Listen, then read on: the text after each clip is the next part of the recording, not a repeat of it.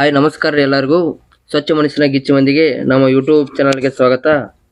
ಈಗ ನಾವು ಎದ್ರ ಬಗ್ಗೆ ಮಾತಾಡ್ಕೋತ ಹೊಂಟಿದ್ವಿ ಅಂದ್ರೆ ಪಂಚವಟಿ ಬಗ್ಗೆ. ಇದು ಪಂಚವಟಿ ಅಂತಕ್ಕಂಥ ಸ್ಥಳ ಮಹಾರಾಷ್ಟ್ರದಾಗ ನಾಸಿಕ್ ಜಿಲ್ಲೆ ಒಳಗೆ ಐತ್ರಿ.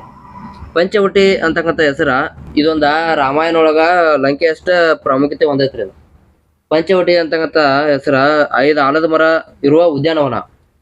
ಇಲ್ಲಿ ರಾಮ ಲಕ್ಷ್ಮಣ ಸೀತೆ ವನವಾಸಕ್ಕ ಬಂದ ಸಮಯದಾಗ ಇಲ್ಲಿ ಬಹು ಸಮಯವನ್ನ ಅಂದ್ರೆ ಬಹಳಷ್ಟು ಸಮಯವನ್ನ ಇಲ್ಲಿ ಕಳೆದಾರ್ರಿ. ಈಗ ಪಂಚವಟಿ ಇರುವ ನಾಸಿಕ್ ಉತ್ತರ ಭಾಗದಾಗ ಐತ್ರಿ, ಮತ್ತ ಗೋದಾವರಿ ನದಿ ದಡದಲ್ಲಿದೆ.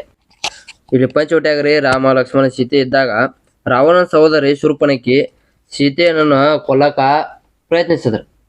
ಅವ ರಾಮನ ಮದುವೆ ಅಂತ ಹೇಳಿ ನಿಂತಾಳಕಿ ಶೂರ್ಪನಖಿ. ಅವಾಗ ಏನ್ ಮಾಡ್ತಾರು, ಇವ ಲಕ್ಷ್ಮಣ ಶೂರ್ಪನಖಿನ ಮೂಕ್ ಹೋಯ್ತಾನ. ಆಕಿ ಮೂಗ ಮಂಡ ಆಕೈತೆ. ಮಂಡ ಆಗಿದ ಸಂಬಂಧ ಅದಕ್ಕ ನಾಸಿಕ್ ಅಂತ ಹೇಳಿ ಹೆಸರು ಕೊಂಡಿರ್ತೈತಿ. ಇಲ್ಲಿ ಪಂಚವಟಿ ಆಗ್ರಿ 10ರಿಂದ 12 ದೇವಸ್ಥಾನಗಳು ನೋಡಕ್ ಸಿಗ್ತಾವು ನೋಡ್ರಿ. ಇದು ಪಂಚವಟಿ ಒಳಗ ಡೈಲಿ ಸಂತೆ ಆಕೈತ್ರಿ. ಮತ್ತೆ ಇಲ್ಲಿ ಪಂಚವಟಿ ಅಲ್ಲಿ ಎಲ್ಲಾ ತೋರ್ಸಾಕ್ ಸ್ಥಳಗಳ ಆಟೋದವ್ರ 500ರಿಂದ 600 ರೂಪಾಯಿ ಅಮೌಂಟ್ ತಗೋತಾರ.